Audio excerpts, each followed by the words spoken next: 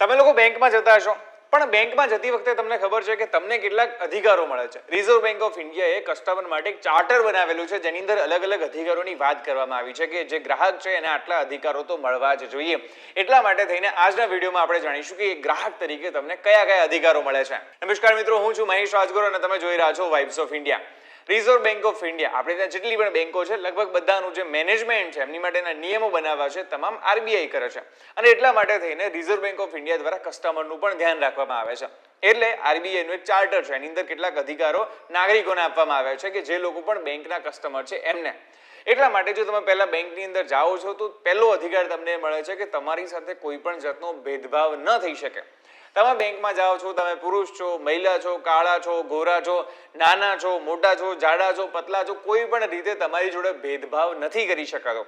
બેંકની કોઈ પણ યોજના હોય, બેંકની કોઈ પણ સ્કીમ હોય, એની અંદર આ ભેદભાવ નથી થઈ શકતો. હા, બેંકને અમુક અપવાદો આપવામાં આવે છે, જેમ કે જે ફિક્સ ડિપોઝિટ હોય છે એમાં તમે જોતા હશો કે જે વૃદ્ધો હોય છે એમને થોડુંક વધારે વ્યાજ મળતું હોય છે. એવા અપવાદોને બાદ કરતા કોઈ પણ બાબતમાં કોઈ પણ બેંક તમારી જોડે ભેદભાવ નથી કરી શકતો. એની સાથે તમને પારદર્શિતાનો અધિકાર મળે છે, એટલે કે ટ્રાન્સપરન્સી હોવી જોઈએ. બેંક કોઈ પણ ચાર્જીસ લગાડે છે, બેંક કંઈ પણ કરે છે, બેંક કોઈ તમને સર્વિસ વેચી રહ્યું છે, માની લો કે લોન આપે છે, કોઈ ઇક્વિટી આપે છે, કંઈ પણ આપે છે, એ કિસ્સાઓની અંદર તમામ જાતની ટ્રાન્સપરન્સી હોવી જરૂરી છે. બેંકે તમને કહેવું જોઈએ કે જો આની અંદર આટલા રિસ્ક રહેલા છે, આટલા ફાયદાઓ છે, આ વસ્તુ આમાં આ રીતે થશે, અને એમાં પણ જો કદાચ ક્યાંક તમારું નુકસાન થઈ શકે એવું હોય તો એ તો તમને પહેલા જણાવવું જોઈએ. એટલા માટે બેંકે તમામ બાબતોની અંદર તમારી ટ્રાન્સપરન્સી તમારી જોડે રાખવી એ ખૂબ જ જરૂરી છે.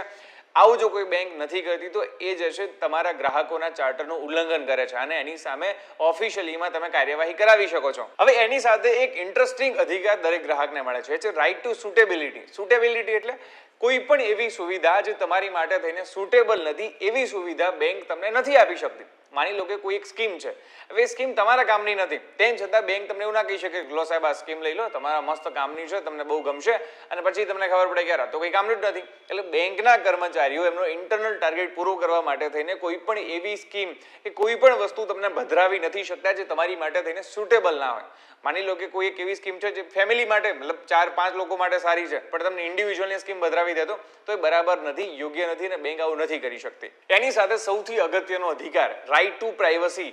તમારી પ્રાઇવસીનો અધિકાર દરેક કસ્ટમરને મળેલો છે. કોઈ પણ બેંક તમારો કોઈ પણ જાતનો ડેટા કોઈ જોડે શેર નથી કરી શકતી. માની લો કે તમારો નંબર છે, તમારું મેલ આઈડી છે, તમારો પાન નંબર છે, તમારો એકાઉન્ટ નંબર છે, કોઈ પણ જાતનો ડેટા હોય બેંક કોઈને પણ નથી આપી શકતી. ઘણીવાર શું થતું, તમે કોઈ બેંક એકાઉન્ટમાં ખાતું ખોલાવ્યું છે તો એ ઇન્ફોર્મેશન યુઝ કરી ઘણી બધી સર્વિસીસ વેચવાવાળા છે એ તમને કોલ કરતા હોય કે સર તમારે આ વસ્તુ જોઈએ છે, સર તમારે આ વસ્તુ જોઈએ છે, તો એ લોકો આવું નથી કરી શકતા.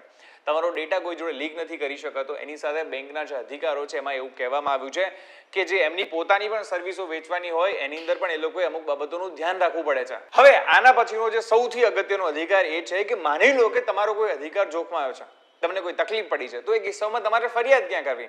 બેંકની ફરિયાદ પોલીસ સ્ટેશનમાં તો કરવા જવાય નહીં. તો એટલા માટે થઈને દરેક બેંકની જે બ્રાન્ચ હોય એની અંદર એક કમ્પ્લેન્ટ બોક્સ હોય છે અથવા તો ફરિયાદ બુક હોય છે, જેની અંદર તમે તમારી ફરિયાદ લખી શકો છો. એ બેંકના મેનેજરને તમે તમારી ફરિયાદ કરી શકો છો. ત્યાં નથી સાંભળતા તમને તો તમે આગળની હેડ ઓફિસ ઉપર જઈ શકો છો. અને છેલ્લે માની લો કે કોઈ જ નથી સાંભળતું તો છેલ્લે આરબીઆઈ નું ઓમ્બસમેન્ટ હોય છે, લોકપાલ હોય છે, જેની અંદર તમે ફરિયાદ કરી શકો છો. અને આ એક એવી જગ્યા છે કે જ્યાં આગળ દરેક પ્રકારની ફરિયાદોને સાંભળવામાં આવે છે, એનું સોલ્યુશન લાવવામાં આવે છે. આરબીઆઈની વેબસાઇટ ઉપર જઈને આરબીઆઈ ઓમ્બસમેન્ટ તમે સર્ચ કરશો તો તમને મળી જશે અને આના ઉપર જઈને તમે ફરિયાદ નોંધાવી શકો છો. તો આશા રાખું છું તમને તમારા અધિકારો ખબર પડી ગઈ હશે. અને જો તમને આ વિડીયો ગમ્યો હોય તો એક જ કામ કરવાનું છે, કમેન્ટ કરવાનું ભૂલતા નહીં. અને આવા જ ઇન્ફોર્મેટિવ વિડીયો સાથે હું તમને મળતો રહીશ વાઇબ્સ ઓફ ઇન્ડિયા ઉપર.